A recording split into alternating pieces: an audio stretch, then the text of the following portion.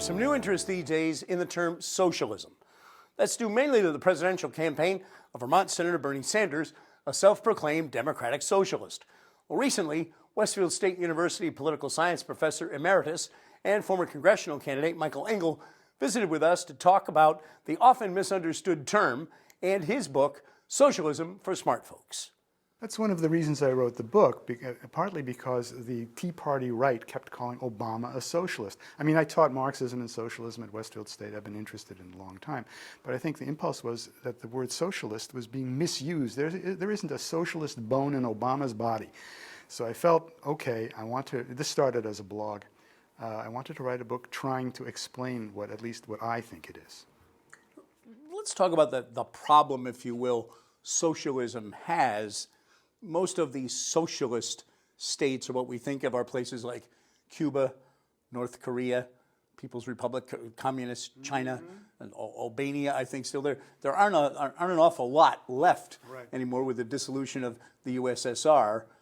But for the most part, socialism has had really bad press. I address that in the book. I think you read the book. I address it in the book saying, look, socialists can't, you can't shove Stalin to the side. You can't shove Kim whoever to the side. You can't shove any of these things to the side. We have to answer for it.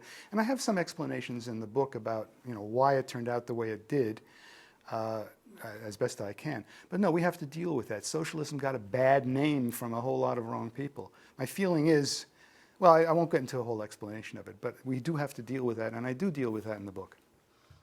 The United States has, to a degree, been on a kind of a rightward tilt, I think more than kind of, really since the election of Ronald Reagan 35 years ago, hard to believe, 35 years ago, 1980, and even Bill Clinton and Barack Obama, pretty conservative guys. And I know there are people out there, spinning in their chairs right now, but if you compare them to earlier Democrats or to Democratic philosophy, they're not liberal to socialist in the way we've used those words pretty traditionally.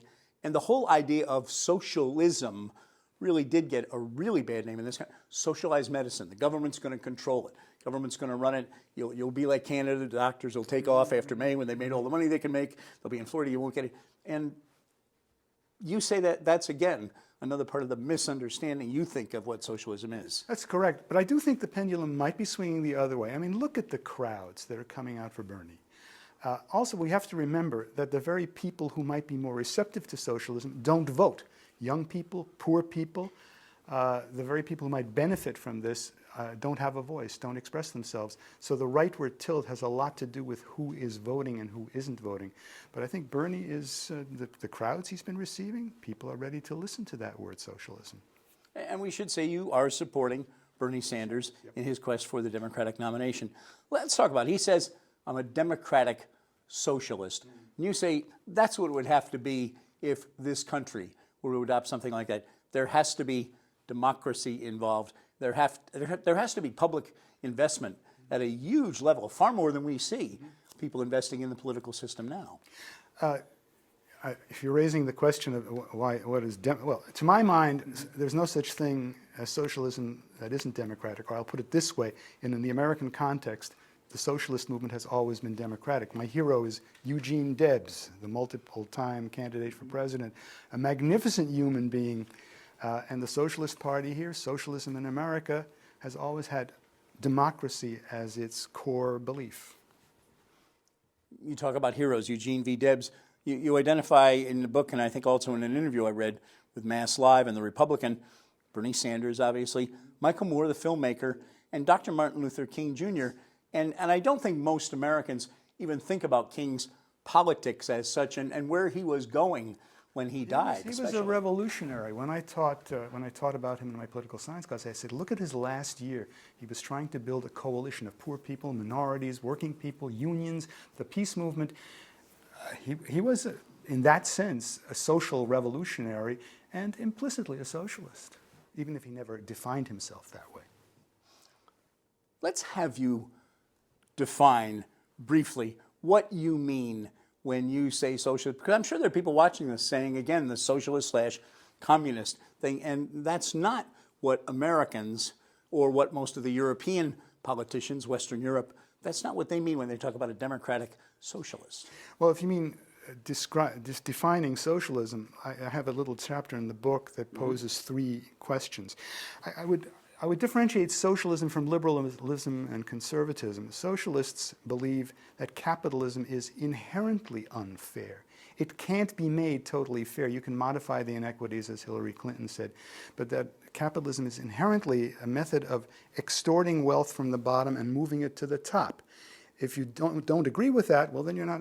That's what socialists believe. Secondly, a lot of what Bernie talks about, rights, a right to education, a right to health care, a right to daycare, a right to a job, a right to a clean environment. Liberals don't talk that way. Conservatives certainly don't talk that way. Socialists do talk that way. They talk about a collective responsibility to make those things happen and a collective responsibility to pay for making those things happen for everybody. I think that's the essence of socialism. And of course, the democratic part means we have to participate in that. We don't just sit back and collect checks. We have to be involved directly in the process of making this happen. More than most people in academia, you know something about the political system. You ran as an independent just, 5 years ago? That's right. 2010 for Congress, in the old 1st Congressional District, Right. when it was John Olver, and there was a very conservative Tea Party Republican in that race. We did a debate right here in this studio with the three of you, and it was fascinating. From seeing how the system works from the inside in that experience, will Americans, because we have terrible voting history in this country. 50% of people vote in an election, a national election, and we think that's pretty good. We're about to, well, we're taping this on Election Day, and a lot of cities are expecting 15, 17, 20%. Who knows? Will Americans buy in? Because you have to, if you have a socialist system, you got to get involved. You got to be part of it. That would have to be part of a re-education process. And in my book, I do say something about the education system. I cite people like John Dewey, who was a socialist, and progressive educators from the 30s and 40s who talked about educating kids not the way they do it now, but actively engaged in their own education. It would have to be that kind of re-education process from the bottom up. It would not happen automatically. Well, the book and the whole idea and the discussion right now, Fascinating Socialism for Smart Folks, Professor Michael Engel, thank you so much for spending some time with us, sir. I'm pleased to be here, and thank you for inviting me.